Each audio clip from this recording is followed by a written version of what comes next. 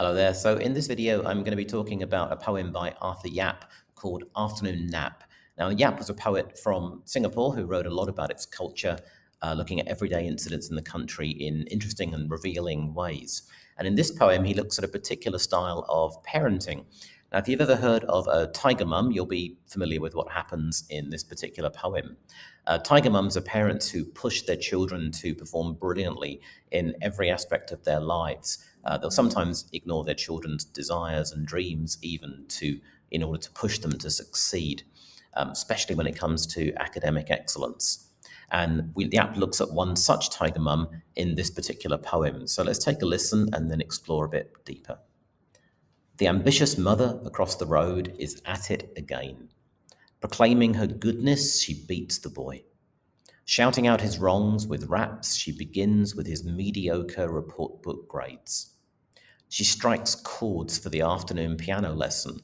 Her voice stridently imitates second language tuition, all the while circling the cowering boy in a manner apt for the most strenuous PE ploy. Swift are all her contorted movements, ape for every need. No soft gradient of a consonant vowel figure, she lumbers and shrieks, a hit for every two notes missed. His tears are dear. Each Monday, Wednesday, Friday, Miss Lowe and Madam Lim appear and take away $90 from the kitty, leaving him an adagio, clause analysis, little pocket money. The embittered boy across the road is at it again. Proclaiming his bewilderment, he yells at her.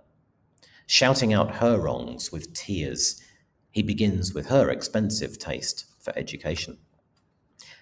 Now, the first thing you've probably noticed is that there are no capital letters in the poem, and that's not a mistake. We'll get into why a little bit later. You may have also noticed that the poem's title is very misleading. An afternoon nap is supposed to be something pleasant and relaxing, probably what the boy actually needs to improve, whereas this situation is the opposite for both the son and the mother. Now, we start with the speaker setting the scene. The mother is immediately identified as ambitious, which we'll soon see is quite a euphemism for how she treats her son. She's at it again, which tells us this is not a one-off incident. It happens regularly. That full stop makes us pause before we see what she's up to. And she's shouting so loudly that those across the road can hear, including the speaker.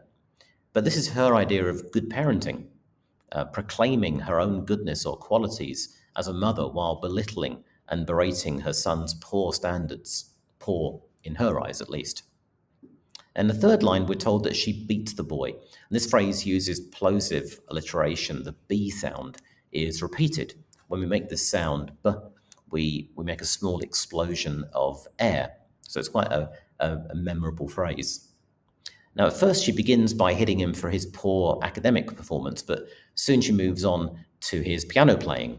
And she seems to keep time with the piano rhythm as she strikes chords, while Yap mocks her for her second language tuition, presumably a reference to the numerous language teachers in Singapore. As she does this, she circles the cowering boy who's desperately looking for cover. The mother is so animated at this point and really, frankly, out of control that she's humorously compared to the kind of physical work you normally would see in a PE lesson.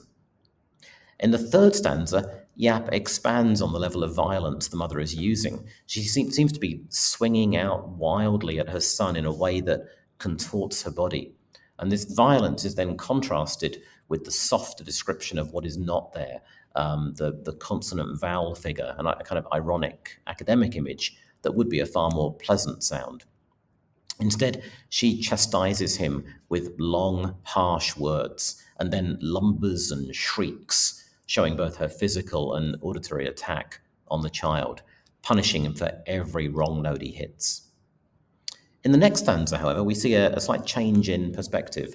Now we see the boy's tears, and rhyming tears and dear is interesting. It makes the phrase really stand out and also makes us think about the word. Dear can be a term of affection. It's usually how we start a letter. It might be how a mother and son would usually talk to each other. However, dear can also mean expensive.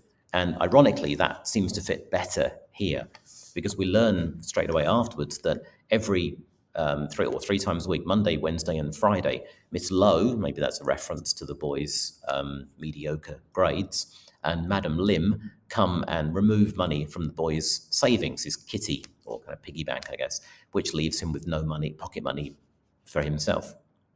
The result of this is an adagio, or a very slow form of music, again, something that reflects his own academic progress. This all seems fairly pointless. The mother is spending money each week, the boy is not enjoying it, and they're not getting any results. And in her mind, this seems very unreasonable, and she expects far more from her son. As we reach the end of the poem, we see things more from the boy's perspective. In fact, this is what we call a loop narrative that almost repeats the start of the poem, but now we see it from the boy's eyes. The ambitious mother has been replaced by the embittered boy. Again, the heavy alliteration reflects, I think, his mood. He proclaims his own anger at his mother by shouting back and explaining how she has failed him. Instead of strikes, all he has is tears with which to bemoan her expensive taste for education. And this last phrase is also of interest because, like dear, it's a pun or a play on words. The education is expensive, as it costs $90 a week.